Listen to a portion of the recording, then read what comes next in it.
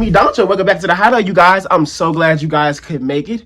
And today's video is something a little bit different. It is not a Jujutsu Kaisen chapter review or discussion as you guys are used to. But as you can tell from the title below you, that this is going to be a video about Phantom Seer. That's right, I am bringing Phantom Seer to the channel.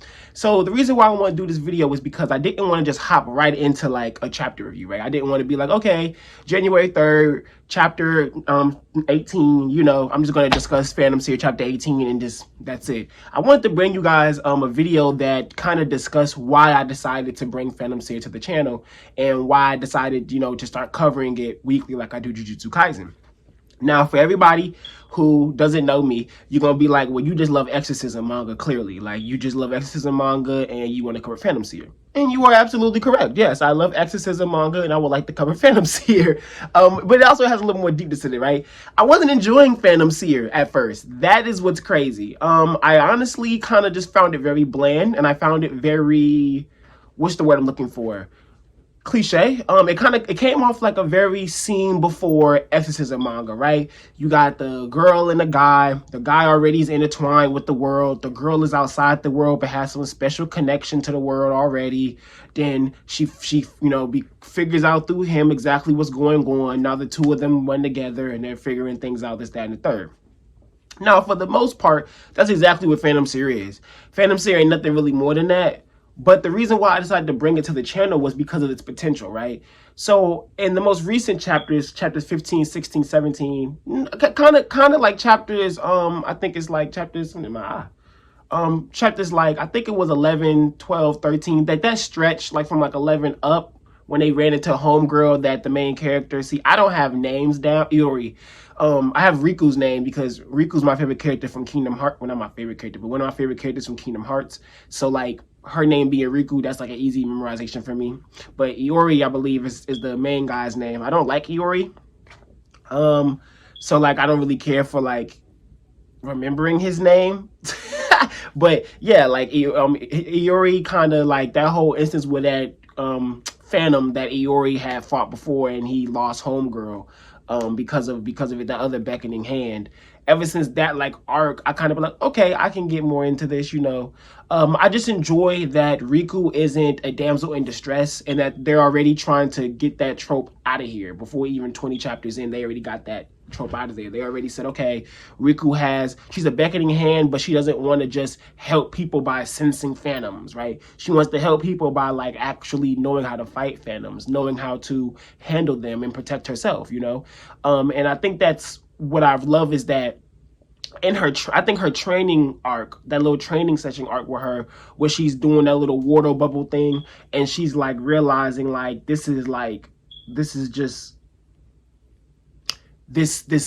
training right here was helping her realize, you know, how not unrealistic, but how selfish she really was, right? It was there to make her not like herself. That's pretty much what that training session did, right? It was put there for her to not like herself and for her to sit there and be like, okay, what the hell am I doing? Like, am I really doing this because I want to help people? And like, you know, she started realizing, no, she's doing this because she wants to feel good.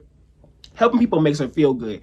And inherently, that's not a bad thing. You know, you helping people, you doing good things for people makes you feel good. That's not inherently a bad thing, but there's also a selfishness behind it that Riku wants to kind of not have, right? She doesn't want to carry that. She wants it to really be more about her genuinely caring about people, because I think her mother was a teacher, her father's I think her father's a teacher, her mother's a nurse, something like that. I'm sorry, I can't fully remember, but something of that nature. So she has this, she said herself, because of her parents' occupation, she has this natural drive to want to help people, right? So I found that really awesome. I really like Riku's character. I'm glad she's the MC. I'm hoping that she is the MC and this isn't one of those you meet the female character, but the main character is actually Iori. No, I want Riku to be the main character. I don't like Iori. I don't really like him much.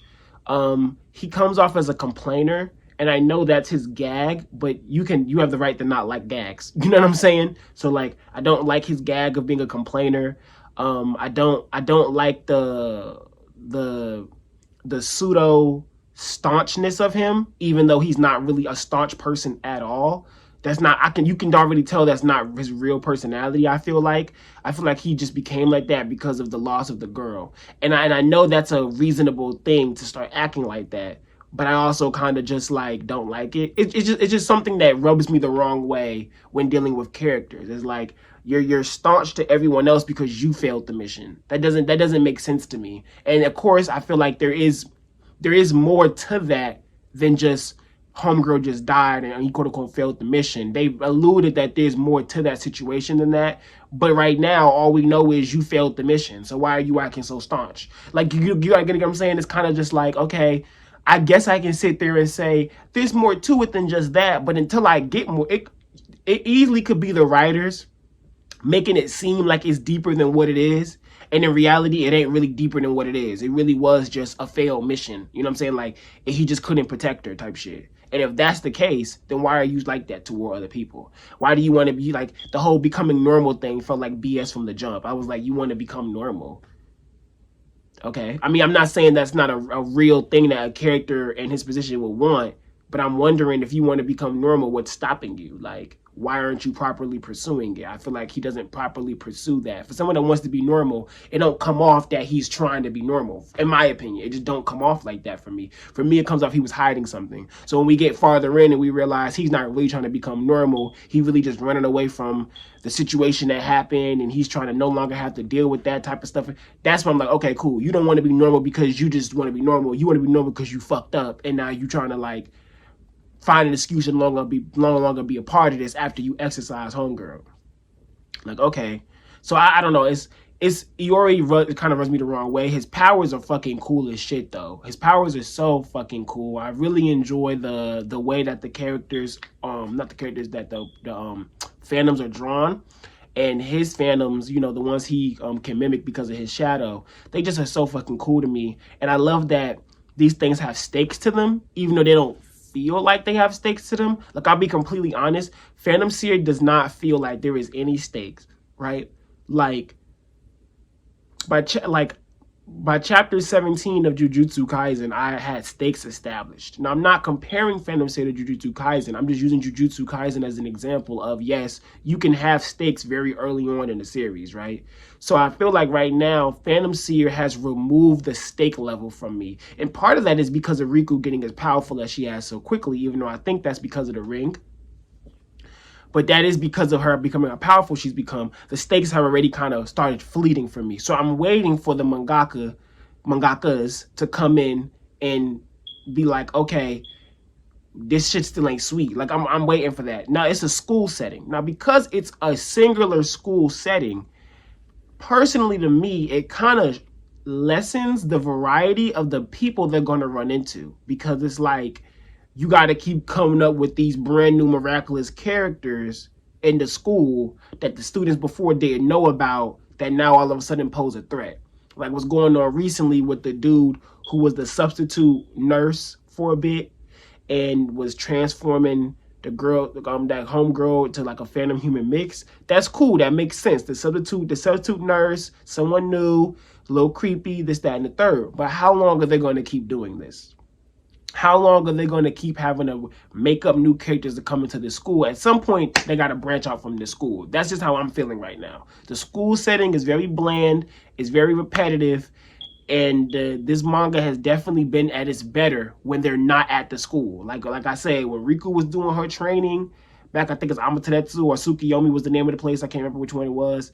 Back when Riku was doing her training, and then while she was training Iori and the fire dude was going after homegirl, then they end up that was, you know, top tier for the manga for me so far, was seeing them outside that damn school setting. So I hope that the manga continues to branch out and not stay in the school setting.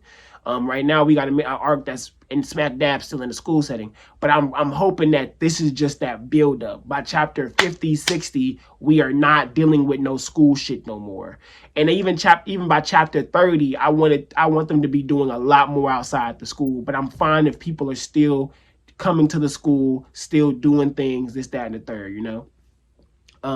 So that's that part of Phantom Seer for me is kind of like, it's just really bland. Like, I'm not a fan of the school setting stuff. Like, I'm just not. Like, And I think it's because of my age too, 23. I'm not a huge fan of the school setting stuff, but I'm reading a shonen, so I have to know what's coming. So I'm taking it with a grain of salt, and I'm not, taking it in a vacuum. I'm taking it from the narrative. And as a narrative standpoint, they are still doing a good job of incorporating new characters coming into the school and being threats. You know what I'm saying? Homegirl was a student that they've been known. All of a sudden, she got phantom abilities. At first, I was like, how you not noticed this before? But then we get the substitute teacher. Da, da, da. So it's like they're doing a good job of trying to make things make sense. But like I said, the stakes just aren't hitting where power levels are weird right now. Like, Iori is not weaker than Riku, but Riku can do something Iori can't, so she's extremely vital. I like stuff like that. That's cool. Where the power level is confusing me is I don't know how powerful his shadows are. Like, his most powerful shadow wasn't doing shit to the homegirl that, the Phantom bitch with the hands or whatever, the single, something like that. So I cannot remember who she is, her name is, but and I like that the substitute nurse dude has a connection with that shorty. I like that there's a connection there. So they're clearly working her up to be a big bad. They're clearly working this up to be a thing, So I'm really enjoying that. But I don't. The fact that strongest shadow of his, that if he doesn't have a target when it comes out, will kill him. It will kill him basically. Don't do nothing against her. Like, she ain't phased by it. So it's got me sitting here like, okay, what was the point of you getting this extremely powerful shadow that will kill you if you summon him without a target in mind? He'll end up killing you. What was the point? Like, he's not even doing nothing to shorty. Like, you need a whole squad with you for him to even be a threat for real. So what was the point? So I don't know if it's him not tapping into enough of that Phantom Shadow's power. I don't know if it's just not as strong as he think and he has to go and get more. I don't know. Because they already make it seem like him and his sister are just the top of the top. Like, not top of everyone, but just they top tier. They extremely powerful. So I'm like, okay, if you're extremely powerful and the lady only scared of your sister, because she dead said by his sister, like, no, if she joins this fight, it's going to be some trouble. So she only really worried about your sister. So if the gap is that high, Iori, what are you going to do to get stronger? Because she already made it clear, get stronger so I can recognize you, is what his sister would say, so I don't always force you to do stuff. So how is he going to get stronger?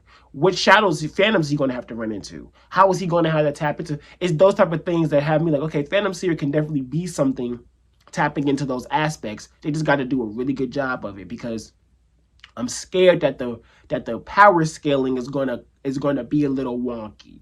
That's the only thing that has me worried right now. It seems sound, but I'm definitely seeing the boat rock. Like, I'm definitely feeling a little bit of a rocky boat. I don't know. I'm not going to say that, oh yeah, the scaling is going to go downhill. I don't want to say that, because I can see it going. I can see it being very, very well done because of the words and things that have already been said. But I also kind of see it not being well done because of the words and things I already said and the actions that's been happening. That's why I wanted to add Phantom Seer to the channel, because I want to follow this. I want to keep up with this. I want to give my thoughts on it every single week, and I want people to have somewhere they can discuss it, because I don't see much Phantom Seer discussion anyway, and I do want to see more people talk about it, because these are the things that I want to,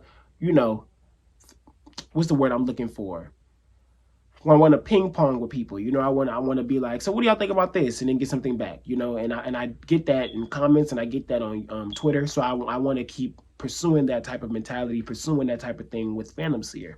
As we all know, it's only 17 chapters in.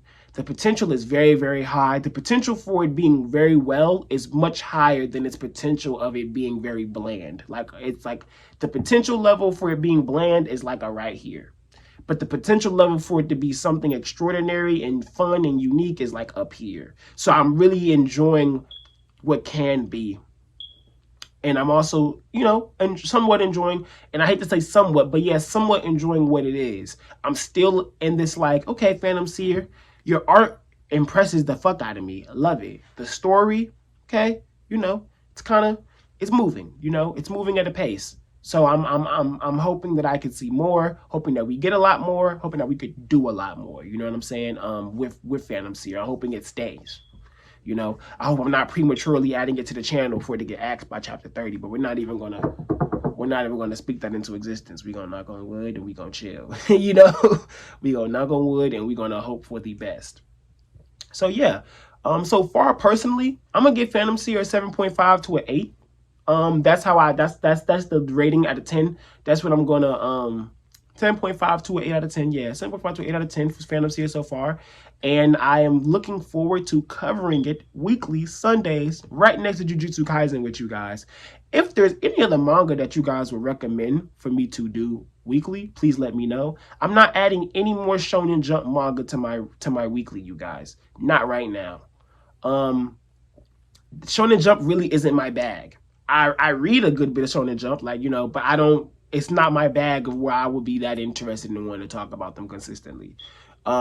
I read a lot of like seinen manga. So if you have a seinen manga that you would like me to discuss, whether, I mean, doesn't matter if I haven't even read it, let me know in the comments, you know. But yeah, that is this Phantom Seer video. I am so glad you guys could come back to the Hideout. I hope you guys enjoyed what I had to say about Phantom Seer, and I hope you guys are looking forward to me covering it on the channel. There's a lot of cool things with Phantom Seer that I am excited to see, and some things with Phantom Seer that I'm hoping gets fixed up, you know. So let's get on this ride. Let's enjoy it, and let's hope these mangaka come with some heat.